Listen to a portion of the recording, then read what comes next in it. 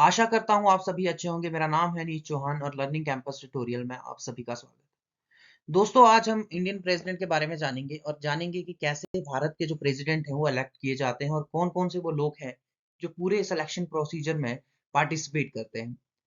लेकिन उससे पहले हम प्रेसिडेंट ऑफ इंडिया के बारे में कुछ बेसिक बातें जानेंगे, जिनमें से जैसे कि article 52 to 78 of the part 5 of the Indian constitution deals with the union executive. अब यूनियन एग्जीक्यूटिव में कौन-कौन से मेंबर्स आते हैं? कौन-कौन से वो लोग हैं जो यूनियन एग्जीक्यूटिव का पार्ट है? इसमें हमारे president of India, vice president of India, prime minister, council of ministers and attorney general of India, ये सारे जो हैं ये सब यूनियन एग्जीक्यूटिव का पार्ट है। इसके अलावा अगर हम प्रेसिडेंट के बारे में बात करें तो वो head of the Indian state है और साथ-साथ फर्स्ट सिटीजन ऑफ इंडिया भी हैं, यानी भारत के पहले नागरिक भी हैं। और इसके अलावा supreme commander of arm forces, यानी आर्म फोर्सेस में हमारी आर्मी, नेवी और एयर फोर्स, तो इनके जो है सुप्रीम कमांडर है, यानी इन तीनों फोर्सेस के हेड जो हैं वो हमारे प्रेसिडेंट हैं। अब हम जानेंगे कि कैसे जो है प्रेसिडेंट के इलेक्शंस कंडक्ट किए जाते हैं और कौन-कौन से लोग उसमें पार्टिसिपेट करते हैं। आप सब जानते हैं कि प्राइम मिनिस्टर के इलेक्शंस जो है वो डायरेक्टली कंडक्ट किए जाते हैं। हम लोग जो है प्राइम मिनिस्टर जब इलेक्ट किया जाता है बेसिकली तो डायरेक्टली वोट करते हैं, लेकिन प्रेसिडेंट के केस में ऐसा नहीं होता। प्रेसिडेंट के केस में हम लोग वोट नहीं करते, प्रेसिडेंट इनडायरेक्टली इलेक्ट किए जाते हैं, यानी प्रेसिडेंट को वो लोग इलेक्ट करते हैं जिनको हमने इलेक्ट किया हुआ है, यानी इनडायरेक्टली हम इलेक्ट कर रहे हैं प्रेसिडेंट को। प्रेसिडेंट को इलेक्ट करते हैं members of the electoral college. अब एक टर्म आती है यहाँ पर इलेक्टोरल कॉलेज। अब इस इलेक्टोरल कॉलेज में कौन-कौन से लोग शामिल हैं? इलेक्टोरल कॉलेज में elected members of both houses, चाहे वो लोकसभा पार्लियामेंट के दोनों हाउसेस की बात करें, चाहे वो लोकसभा है, राज्यसभा हो, दोनों के जो है इलेक्टेड मेंबर्स वो इलेक्टोरल कॉलेज का पार्ट है। इसके अलावा स्टेट लेजिस्लेटिव असेंबलीज की बात करें, स्टेट्स बेसिकली जैसे हिमाचल प्रदेश, मध्य प्रदेश, महाराष्ट्र, राजस्थान, इन स्टेट्स की जो लेजिस्लेटिव असेंबलीज हैं, उनके जो इलेक्टेड मेंबर्स हैं, याद रखिए यहाँ पर नॉमिनेटेड मेंबर्स की बात नहीं कर रहा मैं, यहाँ पर इलेक्टेड मेंबर्स की बात कर रहा हूँ। तो इनके जो इलेक्टेड मेंबर्स हैं, वो भी इलेक्टोरल कॉलेज का पार्ट हैं। और इसके अलावा 2 यूनियन टेरिटरीज हैं हमारी, दिल्ली एंड पुडुचेरी, उनके जो इलेक्टेड मेंबर्स हैं स्टेट लेजिस्लेटिव असेंबलीज के, वो भी इलेक्टोरल कॉलेज का पार्ट है। नाउ अब सवाल ये आता है कि अगर ये मेंबर्स इलेक्टोरल कॉलेज का पार्ट हैं, ये वोट करते हैं प्रेसिडेंट के, तो कुछ ऐसे लोग भी होंगे जो प्रेसिडेंट के इलेक्शन में वोट नहीं करते, जो इन्हीं लेजिस्लेटिव असेंबलीज का पार्ट है, इन्हीं बोथ हाउसेस ऑफ पार्लियामेंट का पार्ट है। तो इनमें से कौन से मेंबर हैं जो प्रेसिडेंट के इलेक्शन में वोट नहीं करते? इनमें जो है नॉमिनेटेड मेंबर्स आते हैं, चाहे हम लोकसभा की बात करें, राज्यसभा की बात करें। राज्यसभा में 12 जो है मेंबर जो है प्रेसिडेंट नॉमिनेट करते हैं और ये मेंबर्स जो हैं, चाहे दोनों हाउसेस की अगर हम बात करें नॉमिनेटेड मेंबर्स, ये प्रेसिडेंट के इलेक्शन में वोट नहीं करते। इसके अलावा नॉमिनेटेड मेंबर जो होंगे स्टेट लेजिस्लेटिव असेंबली, तो स्टेट लेजिस्लेटिव असेंबली जैसे अगर हम सेंटर के केस में बात करें, हम पार्लियामेंट के केस में बात करें, तो वहां पर 2 हाउसेस हैं। अगर स्टेट में 2 हाउसेस हैं, यानी अपर हाउस और लोअर हाउस, यानी बाई कैमरलिज्म है वहां पर और 2 हाउसेस हैं, बाई कैमरल लेजिस्लेचर है, तो उस केसेस में जो अपर हाउस होंगे, जैसे जो लेजिस्लेटिव काउंसिल होगा, उनके बोथ इलेक्टेड और नॉमिनेटेड मेंबर्स प्रेसिडेंट के इलेक्शन में वोट नहीं करेंगे। इसके अलावा जो स्टेट लोअर हाउस होगा, स्टेट लेजिस्लेटिव असेंबली का, उसके जो नॉमिनेटेड मेंबर्स होंगी वो भी प्रेसिडेंट के इलेक्शन में वोट नहीं करेंगे। इट मींस वो इलेक्टोरल कॉलेज का पार्ट नहीं होंगे। इसके अलावा जो अगर हम बात करें, इन केस अगर किसी स्टेट में कोई लेजिस्लेटिव असेंबली डिसॉल्व हो जाती है, तो क्या वहां के नॉमिनेटेड या इलेक्टेड मेंबर्स प्रेसिडेंट के इलेक्शन में वोट करेंगे या नहीं? तो इसका आंसर है नहीं। मान लीजिए हिमाचल प्रदेश में प्रेसिडेंट के इलेक्शन होने वाले हैं 10 जून को। 10 जून को 2023 को आप सपोज कर लीजिए कि प्रेसिडेंट के इलेक्शन होने वाले हैं और 1 जून को असेंबली हिमाचल प्रदेश की जो है डिसॉल्व हो जाती है।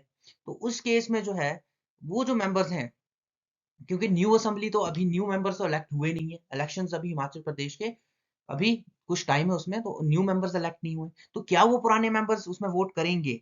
तो इसका आंसर है कि नहीं। कोई भी ऐसी असेंबली जहां पर वो जो असेंबली डिसॉल्व हुई है, उनके मेंबर जो है वो प्रेसिडेंट इलेक्शन में वोट नहीं कर सकते जब तक फ्रेश इलेक्शंस नहीं होते। ठीक है, तो जब फ्रेश इलेक्शंस हो जाएंगे तो जो न्यू जो मेंबर इलेक्ट होंगे वो बेसिकली प्रेसिडेंट के इलेक्शन में वोट करेंगे। अब यहाँ पर यूनिफॉर्मिटी की बात की गई है, ठीक है, स्केल ऑफ रिप्रेजेंटेशन में। यानी जो प्रोसीजर है, जो प्रोसेस है पूरा वैल्यू ऑफ वोट को डिटरमाइन करने का, चाहे वो हम मेंबर ऑफ लेजिस्लेटिव असेंबलीज की करें बात, एमपीज की बात करें, all over the states central level पे वो सेम रहेगा। ऐसा नहीं है कि जो एक प्रोसीजर हम फॉलो कर रहे हैं, प्रोसेस पूरा फॉलो कर रहे हैं कि to determine the value of vote of an MLA. Rajasthan में अगर हम बात करें कि जो प्रोसेस वहां पर है कि एक वैल्यू कैसे निकाली जाए वोट की, वो और हिमाचल का अगर हम बात करें या किसी और स्टेट की बात करें तो वो सेम रहना चाहिए। ऐसा नहीं कि अलग अलग तरीकों से वहां पर वैल्यू ऑफ वोट निकाली जाए। ठीक है, तो क्या basically value of vote of MLA का फॉर्मूला क्या होता है, किस तरीके से निकाली जाती है? तो इसका जो बेसिकली एक मेन फॉर्मूला होता है वो होता है, टोटल पॉपुलेशन को लिया जाता है, बेसिकली पॉपुलेशन को लिया जाता है यहाँ पर। ठीक है, और ये पॉपुलेशन जो है किसकी, स्टेट की पॉपुलेशन को लिया जाता है, और इसको डिवाइड किया जाता है बेसिकली टोटल जितनी पॉपुलेशन है स्टेट में। मान लीजिए 1 लाख के करीब करीब स्टेट में पॉपुलेशन है, तो इसको जो है डिवाइड किया जाएगा basically total number of elected members. तो इलेक्टेड मेंबर जो है स्टेट लेजिस्लेटिव असेंबलीज में वो मान लीजिए 80 के करीब है। ठीक है, अब ये मेंबर जो है वो 80 के करीब है, तो total population divides by total elected members of the state legislative assembly, और इसको मल्टीप्लाई करेंगे बेसिकली हम 1/1000, 1/1000 के साथ मल्टीप्लाई करेंगे, और इस तरीके से हम value of vote of an MLA जो है डिटरमाइन करेंगे। सॉरी, इसको आप जीरो कर लीजिए थोड़ा, यहाँ पर इसको हम साफ कर देंगे।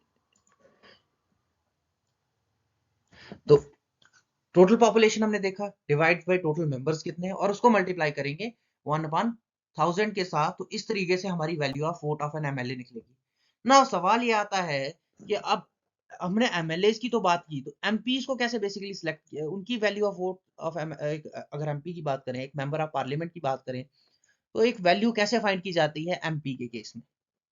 अब यहाँ पर हम देखेंगे कि जो टोटल वैल्यू है वोट्स की, टोटल जितनी भी स्टेट्स हैं, मान लीजिए हमारी अगर इस टाइम पे 28 स्टेट्स हैं, उनके जो जितने भी मेंबर्स हैं, ठीक है, जितने भी जो वैल्यू निकलेगी उनकी, सॉरी, उनकी जो वैल्यू निकलेगी सब स्टेट्स की, उनको कंबाइन किया जाएगा। ठीक है, टोटल वैल्यू जितनी भी होगी, ठीक है, टोटल सभी स्टेट्स की जो वैल्यू ऑफ वोट्स होंगे उनके एमएलए के, उसको डिवाइड करेंगे हम total number of elected members of parliament. तो पार्लियामेंट में अगर मान लीजिए प्रेजेंटली अगर हम बात करें, जैसे 545 जो है लोकसभा में मेंबर्स हैं, उनमें से कुछ नॉमिनेटेड होंगे, नॉमिनेटेड मेंबर्स की अगर उस टोटल नॉमिनेटेड को निकाल दें, या total number of elected members की बात करें, नॉमिनेटेड नहीं आएंगे इसमें, तो जो इलेक्टेड मेंबर्स होंगे, ये टोटल फिगर बताई है मैंने कि जो टोटल मेंबर्स हैं लोकसभा के, लेकिन इसमें नॉमिनेटेड मेंबर्स भी हैं, तो नॉमिनेटेड मेंबर्स दो होंगे बेसिकली, तो 543 के करीब करीब टोटल सीट्स होती हैं। ठीक है, अब उस टाइम के हिसाब से डिपेंड करता है कि कितनी जो है वेकेंट सीट्स हैं या नहीं है,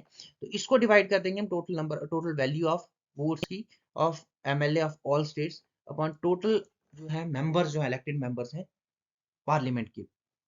अब इसके बाद जो है हम देखेंगे कि किस तरीके से जो है प्रेसिडेंट का, ये तो हमने बात कर ली कि एक एमएलए के वोट की क्या वैल्यू रहेगी और एमपी के वोट की क्या वैल्यू रहेगी ना। हम देखेंगे कि किस तरीके से इलेक्शन होता है। यहाँ पर दो टर्म्स है, proportional representation and single transferable vote. ना यहाँ पर मान लीजिए अगर हम ये क्या है, सिंगल ट्रांसफरेबल वोट और प्रोपोर्शनल रिप्रेजेंटेशन क्या है? ठीक है, मान लीजिए प्रेसिडेंट के इलेक्शन में 3 कैंडिडेट खड़े हो रहे हैं, 1, 2 एंड 3।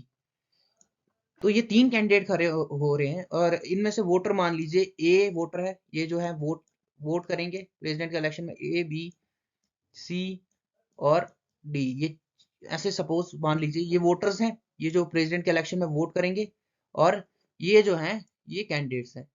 तो मान लीजिए जब वोट पड़े तो ए कैंडिडेट को मिले 45% वोट, 45% वोट जो है वो ए कैंडिडेट को मिले, और जो दूसरा कैंडिडेट था हमारा, सॉरी, पहले कैंडिडेट को 45% वोट मिले, और दूसरे कैंडिडेट को हमारे 35%।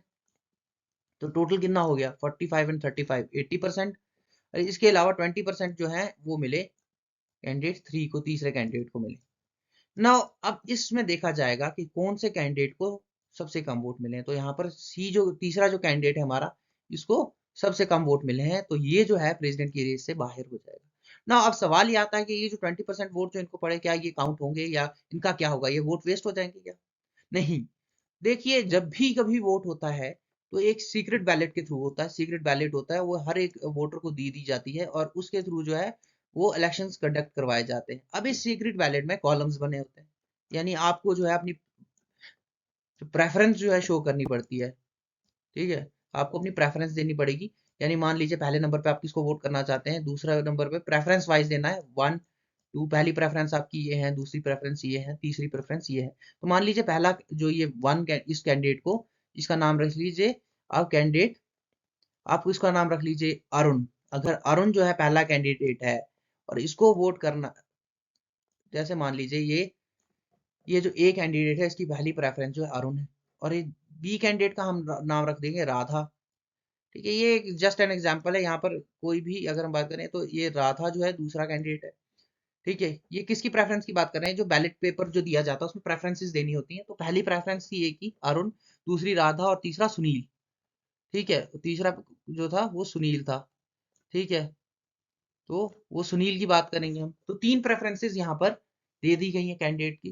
तो अब देखा जाएगा, जैसे कि हमने देखा 30 कुछ ऐसे कैंडिडेट्स भी होंगे जिन्होंने पहली प्रेफरेंस में कैंडिडेट C3 को रखा होगा, यानी सुनील उनकी पहली प्रेफरेंस होंगी। ठीक है, और कुछ ऐसे भी होंगे जिनकी पहली प्रेफरेंस जो होंगे राधा होंगी, कैंडिडेट 2 होंगी ये जो हमारी। ठीक है, तो हमने देखा कि 20% लोगों ने जो है कैंडिडेट C3 को वोट किया है, यानी सुनील को वोट किया है। तो अब क्या होगा, इन जो 20% वोटर्स जो हैं इनकी सेकंड प्रेफरेंसेस देखी जाएंगी। मान लीजिए एक कैंडिडेट की पहली प्रेफरेंस जो थी वो कैंडिडेट राधा थी, सॉरी सुनील था पहला, दूसरी प्रेफरेंस उनकी राधा थी, और तीसरी प्रेफरेंस उनकी जो अरुण था। तो ये किसी एक वोटर की हम देख रहे हैं सीक्रेट बैलेट में प्रेफरेंस वाइज भरा गया है। तो मान लीजिए क्योंकि इन्होंने पहली प्रेफरेंस सुनील को दी थी और सुनील जो है वो रेस से बाहर है, कैंडिडेट 3 जो हमारा रेस से बाहर है, तो इस केस में देखा जाएगा इनकी नेक्स्ट प्रेफरेंस क्या थी। तो इनका जो वोट जो है वो इनमें कैंडिडेट 2 में यानी राधा को दे दिया जाएगा, और इसमें जो काउंटिंग हो जाएगी, तो यानी ट्रांसफर किए जाते हैं वोट। सिंगल ट्रांसफरेबल वोट का ये सिस्टम होता है कि वोट जो है, जो कैंडिडेट बाहर हो जाता है रेस से प्रेसिडेंट के, उसके जो वोट्स हैं वो बाकी कैंडिडेट्स को ट्रांसफर कर दिए जाते हैं। और एक प्रोपोर्शनल रिप्रेजेंटेशन की बात कर रहे हैं यहाँ पर हम। तो ये जो वोट जो ट्रांसफर हुआ है, ठीक है, ट्रांसफर अगर हम वोट की बात करें, अब यहाँ पर हम देख रहे हैं कि ये इन 20% में से मान लीजिए 15% जो कैंडिडेट था उसने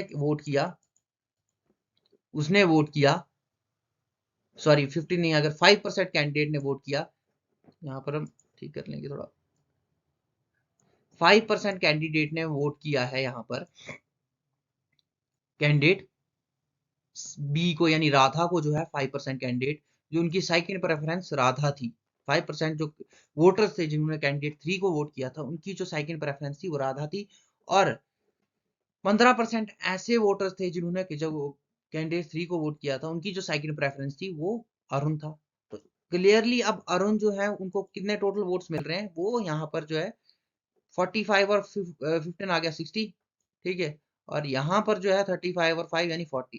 तो यहाँ पर हम देख रहे हैं 60-40 का पूरा इक्विलिब्रियम बनाया हुआ है। एक मतलब जो हम देखें 60 और 40, यहाँ पर मेजोरिटी किसके पास है, कैंडिडेट 1 के पास, यानी अरुण जो है यहाँ पर क्लियरली इलेक्शन जो है प्रेसिडेंट के जीत जाएंगे ना। सवाल ये उठता है कि मान लीजिए इलेक्शन में कोई फ्रॉड पकड़ा जाता है, कोई भी डिस्प्यूट रहता है, कोई भी डाउट रहता है प्रेसिडेंट के इलेक्शन को लेके, तो ऐसे मसले कौन सॉल्व करेगा, ऐसा जो इशू जो भी होगा वो कौन सॉल्व करेगा। तो बेसिकली यहाँ पर जो सुप्रीम अथॉरिटी होती है वो हमारी प्रेसिडेंट ऑफ इंडिया होती है, और जो भी मैटर जो है इस चीज से अगर हम देखें तो वो प्रेसिडेंट ऑफ इंडिया ही, sorry supreme court of India ही देखेगा, और उसका जो डिसीजन होगा, सुप्रीम ऑनरेबल सुप्रीम कोर्ट का जो डिसीजन होगा वो फुल एंड फाइनल होगा। तो उम्मीद करता हूँ आपके इसमें जो है अपने जो प्रेसिडेंट ऑफ इंडिया के जो इलेक्शन जो पूरा प्रोसेस है वो अच्छे से समझ लिया होगा। आपकी जो भी डाउट्स होंगे आप कमेंट सेक्शन में पूछ सकते हैं, हम कोशिश करें कि आपके जो डाउट्स हैं वो सॉल्व किए जाए। तब तक लिए जय हिंद।